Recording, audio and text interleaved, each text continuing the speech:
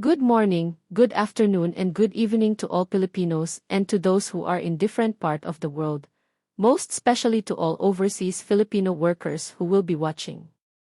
It is now morning in the Philippines when did this video.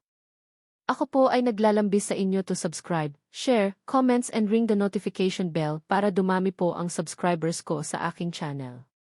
Si Moira de la Torre ay nakapagbawas ng 20 pounds na walang diet, exercise, fasting o surd. Si Moira de la Torre ay matagumpay na nakapagbawas ng humigit kumulang 60 pounds mula 180 bit tungo sa 120 bit, hindi sa pamamagitan ng tradisyonal na diet o matinding ehersisyo, kundi sa pamamagitan ng tamang pag-aalaga sa kanyang hormonal health at self-love. Ang kilalang The Queen of Heartbreak Tea. Si Moira de la Torre, isa sa pinakasikat na singer-songwriter, ay hindi lamang kilala sa kanyang mga awitin tulad ng Malaya, Tagpuan at Paubaya. Kamakailan, naging usap-usapan din ang kanyang dramatic weight loss journey na nagbigay inspirasyon sa maraming Pilipino. Mula 180 bit tungo sa 120 bit, nabawasan siya ng 60 pounds sa loob ng isang taon.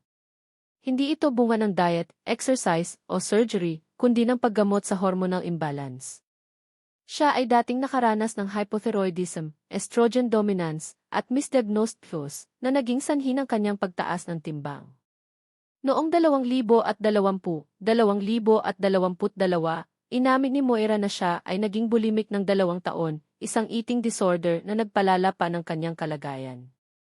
Ang karanasang ito ay nagdulot ng matinding hamon sa kanyang mental at pisikal na kalusugan. Sa tulong ng isang doktor na nag-focus sa kanyang hormones, natukoy ang ugat ng problema, stress, depression, at hormonal misalignment. Sa tamang supplements at medical guidance, unti-unti siyang gumaan ang pakiramdam at bumalik ang kanyang sigla. Bukod sa pisikal na pagbabago, sinabi ni Moira na mas naging buo ang kanyang mental health at mas nakapag-focus siya sa musika at mga concert. Don't be too hard on yourself. Paalala niya sa mga nakakaranas ng body shaming at weight issues. Ayon kay Moira, nagsimula siyang pumayat nang hindi na niya pinilit ang sarili at tinanggap ang proseso ng self-love. Ang kwento ni Moira de la Torre ay patunay na ang tunay na pagbabago ay nagsisimula sa pagkilala sa ugat ng problema at pagmamahal sa sarili.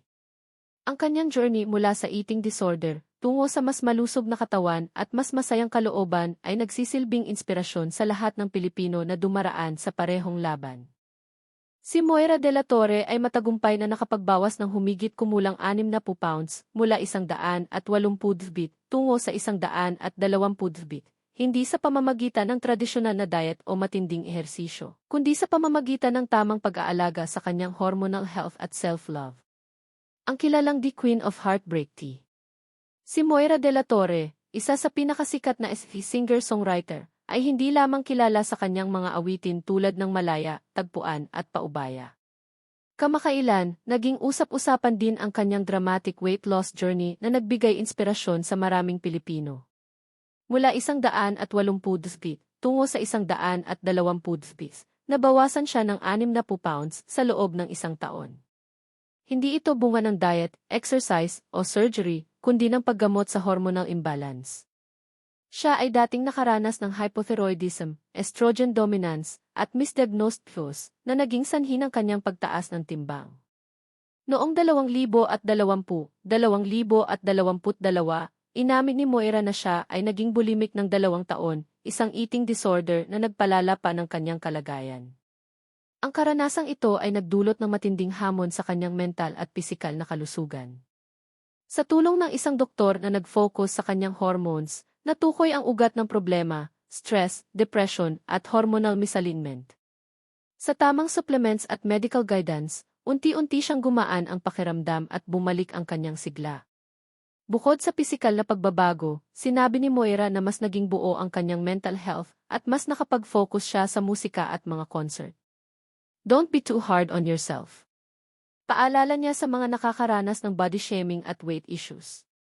Ayon kay Moira, nagsimula siyang pumayat nang hindi na niya pinilit ang sarili at tinanggap ang proseso ng self-love. Ang kwento ni Moira de la Torre ay patunay na ang tunay na pagbabago ay nagsisimula sa pagkilala sa ugat ng problema at pagmamahal sa sarili. Ang kanyang journey mula sa eating disorder tungo sa mas malusog na katawan at mas masayang kalooban ay nagsisilbing inspirasyon sa lahat ng Pilipino na dumaraan sa parehong laban.